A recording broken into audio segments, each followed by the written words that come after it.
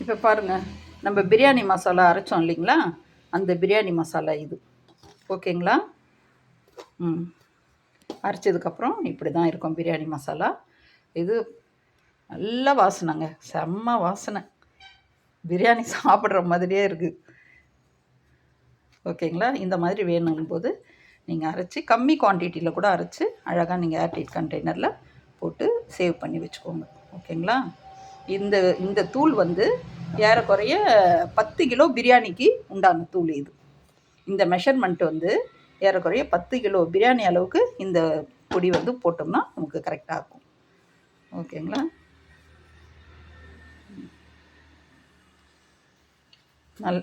இது எங்ககிட்டயும் கிடைக்குது.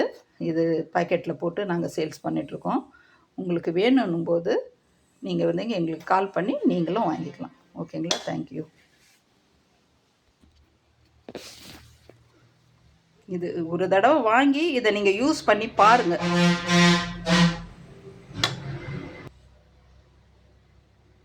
இது ஒரு தடவை வாங்கி நீங்கள் யூஸ் பண்ணி பாருங்கள்.